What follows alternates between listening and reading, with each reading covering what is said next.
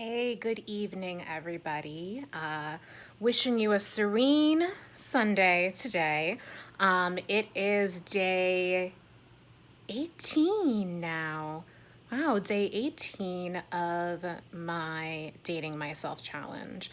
And today's dating activity or self-dating activity, I should say, is to embrace grounding even more so than usual. And I've spoken about this on my last series. I tried to embrace grounding as much as possible because it was something that really helped with the binge eating urges. For those of you who did not see my last series and are not familiar with grounding techniques are basically ways that we can be more mindful of our breathing and connect ourselves with our body and what's going on in the moment and really connect with our senses.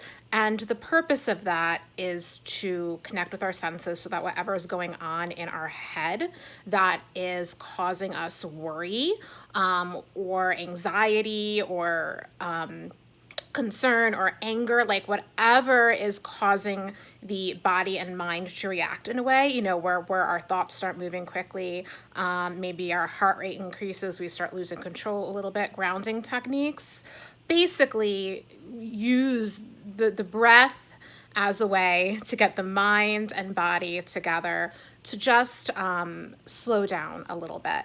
And grounding is helpful, I think, not only was it helpful and it has been helpful for the binge eating urges, but it is helpful for the dating myself challenge as well, for a couple of reasons. One, so the original, thing that I was using as kind of the rubric for how do I determine how to date myself was like, what needs do I typically have of intimate partners, right? And, one thing that intimate partners have, helped me with in the past, is kind of that sense of grounding. Sometimes like day in, day out life can be stressful, especially right now with all of the scary things going on. And it can be helpful sometimes to have somebody to like come home to who you trust, it can kind of provide like a nice holding environment, right? Like a safe space to feel secure, right? And I think that's really kind of like the main like need that grounding helps fulfill. Secure, right? We tend to feel more secure.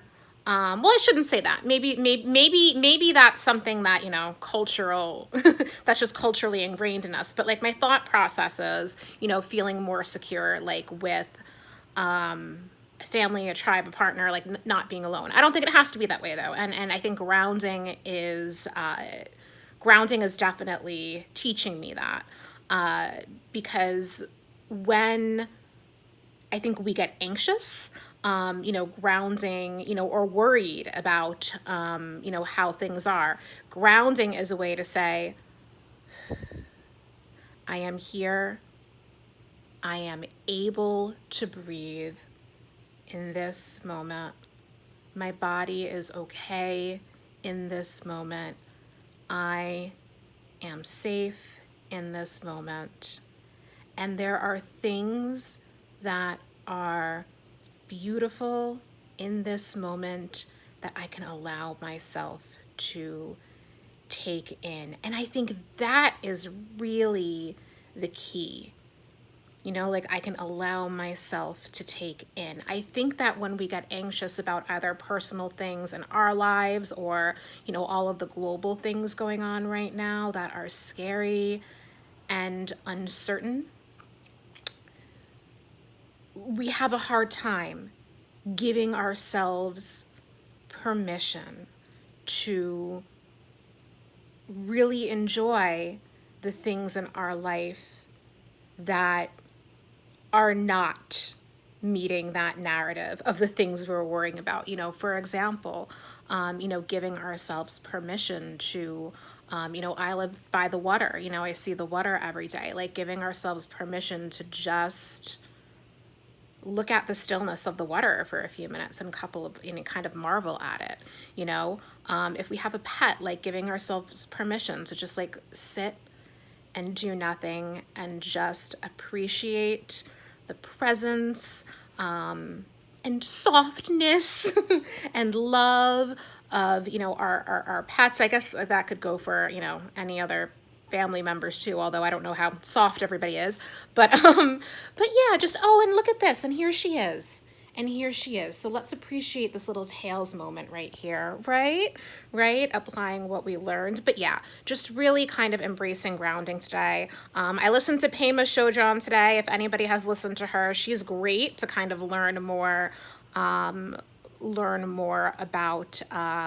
grounding. I listened to some like soothing piano music this morning. And also, for me, a big part of grounding too is noticing potential distractions and then directing myself to the task I'm supposed to do at the moment. So I've been applying that a lot today. And despite, a lot of global things that I'm concerned about right now, and despite, the topic of this is dating myself, but there's this like big elephant in the room that it's like difficult to date anyway with coronavirus going on, just because of like, now there's a whole nother thing that dating people need to worry about passing or receiving on top of everything else. So I do sometimes get anxious and overthink a little bit, like, oh my gosh, when am I going to be able to like, Jesus, when am I going to be able to make out with someone again?